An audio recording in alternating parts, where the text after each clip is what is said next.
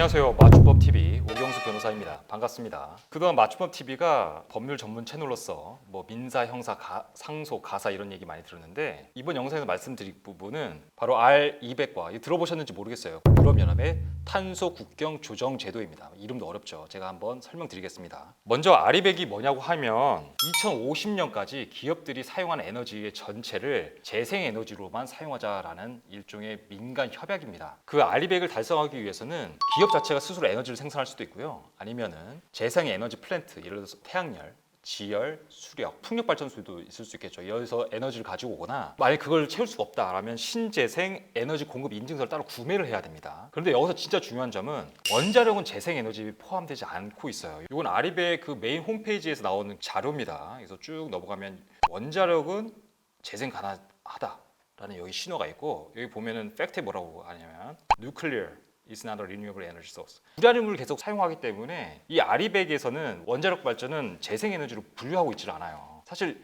이 부분이 좀 중요합니다. 왜냐하면 지금 우리나라에서 원전에서 생산하는 전기 비중이 높거든요. 다만 이 R200은 국제 조약이 아니라서 이걸 하지 않는다고 당장에 어떤 일이 생기거나 산업이 붕괴하거나 그러진 않습니다. 일반론적으로 그렇습니다. 그런데 최근에 걱정스러운 사연들이 좀 있어요. 애플은 이 R200을 선언한 기업입니다. 예를 들어서 R200을 달성하지 않은 기업에 있는 반도체는 쓰지 않겠다라고 선언을 해버리면 삼성전자가 애플에게 반도체를 공급할 수 있을까요? 이거 못할 겁니다. 이런 일들이 생기니까 R200이 중요한 거예요. 문제는 이런 R200을 달성하느냐 달성하지 못하느냐는 개별 기업들이 해결하지 못하는 경우도 많습니다. 국가가 도와줘야 돼요. 그래서 산업 구조, 산업 에너지 정책에 대한 근본적인 인식이나 노력이 필요합니다. 그럼 현재 380개 이상의 기업들이 가입하고 있는데 어느 기업이 있는지 한번 저희가 볼까요? 이 홈페이지에 다 공개가 되어 있는데요. 첫 페이지 보면은 3M 이런 회사들도 있고요. 어도비 다들 잘 아시죠? 그리고 애플도 있습니다. 그리고 아스트라제네카도 보이네요. 이건 제약회사인 것 같은데.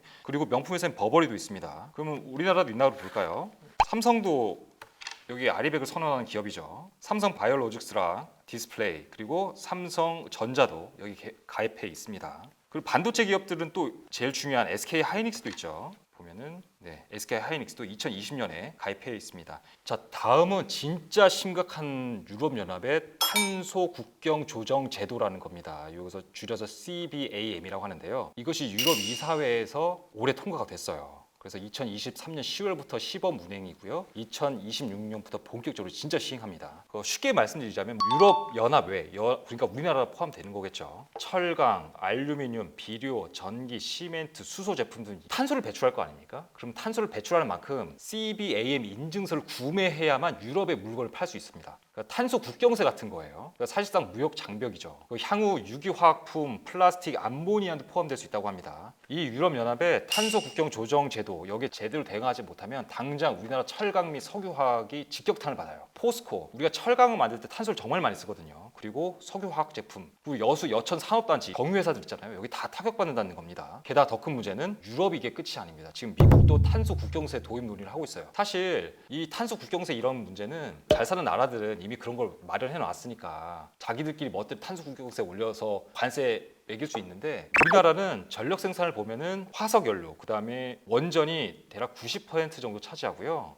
2021년 기준으로 해서 신재생 에너지 비율은 고작 5%입니다. 그 OECD 기준은 꼴찌고요. 제가 그래프를 하나 보여드릴 텐데, 자, 이 표를 보시면 물론 2019년 기준이긴 합니다. 그런데 OECD 평균이 23.42%인데 지금 우리나라는 맨 꼴찌예요. 두 자릿수가 안 됩니다. 이러니까 기후 악당 소리를 듣는 거예요. 사실 독일이 1990년대까지만 하더라도 재생에너지 비율이 우리나라보다 낮았어요. 그런데 독일은 이 비율을 끌어올리려고 지난 30년 동안 노력을 한 겁니다. 그래서 2022년, 이건 그린피스 통계인데요. 독일은 전체 발전량의 45%가 재생에너지예요. 태양광, 수력, 풍력 이런 걸로 나온다는 겁니다. 그리고 2030년까지 재생에너지 비중을 80%로 늘린다고 합니다. 게다가 독일은 올해죠. 2023년 4월 15일 날 완전한 탈원전을 선언했어요. 이제 독일에는 원전이 없습니다. OECD 국가들은 공통적으로 재생에너지 비율을 늘리려고 노력을 해왔어요. 그래서 평균적으로 따지면 2012년도에 OECD 평균은 대략 7.3%였고 지금 2021년 기준으로 30%가 넘었습니다. 그런데 한국은 3.7%, 2021년 기준으로 7.5%, 이러니까 사실 10년 전 OECD 평균 정도밖에 안 되는 겁니다.